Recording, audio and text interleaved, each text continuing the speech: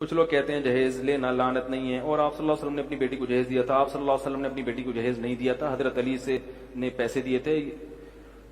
دو روایتیں، ایک تو حضرت علی سے مہر لے کے اس میں سے کچھ چیزیں بنائی تھی، اور ایک روایت یہ کہ حضرت علی خود نبی کی کفالت میں تھے، مسکین تھے، غریب تھے، کچھ بھی نہیں تھا، تو بیٹی دے دی تو کچھ بھی نہیں ہے ان کے پاس، تو تھوڑا سا تعاون کر دیا. تو آپ کا داماد اگر اتنا غریب ہے، کم بخت ڈبل بیڈ بھی نہیں خرید سکتا، منوس معذرت کے ساتھ، اور ڈنر سیٹ بھی نہیں خرید سکتا، واشنگ مشین بھی نہیں خرید سکتا، تو ایسے منوس کو بیٹی نہ دو پہلے تو. بولے ادھر بات دہلا نہیں ہے تو پھر تو غریب لڑکی سے کر جس کے پاس یہ بھی نہ ہو. کیونکہ میں اس کو منوس اس لیے کہہ رہا ہوں، کم بخت ہے کچھ بھی نہیں، مگر ہاتھ کہاں مارے گا.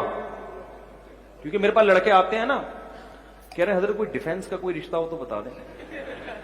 ہاں، جہیز جو نبی نے دیا نا، تو حضرت علی رضی اللہ تعالیٰ عنہ کیا تھے، وہ تو بہت مسکین تھے. تو اگر کسی کا داماد اتنا مسکین ہے، لوگ اس کو رشتہ دیتے نہیں ہیں. اور وہ اچھا ہے، آپ سمجھ رہے مسکین تو بہت ہے، مگر بڑا نائس پرسن ہے، بڑا تمیزدار آدمی ہے، پھر بھی نہیں دیں گے، یہ مجھے پتا ہے. کچھ دن پہلے دیکھیں ایک مفتی بات مولا علی کی کر رہا، آگے مثال کیا دے دیا.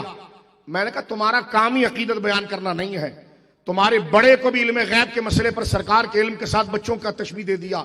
تمہیں پتہ ہی نہیں ہے کہ ذکر کس کا چل رہا ہے اور بات کیسی کرنی چاہیے. کوئی توقف ہوتا ہے، ایک تسلسل بیان میں کرتے چلے جا رہے جس میں اشتباہ ہو رہا ہے کہ یہ بات حضرت مولا علی کی مثال پر آ رہی ہے.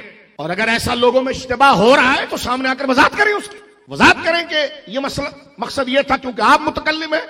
تو اہل سنت کے وہاں یہ نہیں، ہمارے وہاں بولنے سے پہلے دل و دماغ اس پر غور کرتا ہے کہ جس کے بارے میں ہم بول رہے ہیں ان کی بارگاہ مصطفیٰ میں رسائی کتنی ہے. جب سرکار کا رشتہ سامنے آتا ہے تو بندہ مکمل طور پر افضل ہو جاتا ہے، محتاط ہو جاتا ہے. پھر وہ جملہ دیکھتا ہے کہ کس کے بارے میں کیا جملہ کہنا ہے، اور ذہن میں وہ پاکیزگی لانی ہے. جب ذہن ان کے اثر اور عظمت سے متاثر ہوگا، جب تو آپ اچھے الفاظ زبانوں کو دے گا. جب ذہن میں ان کا تاثر عامیانہ رہے گا تو یہی بلنڈر ہوگا جو ہوتا جا رہا ہے.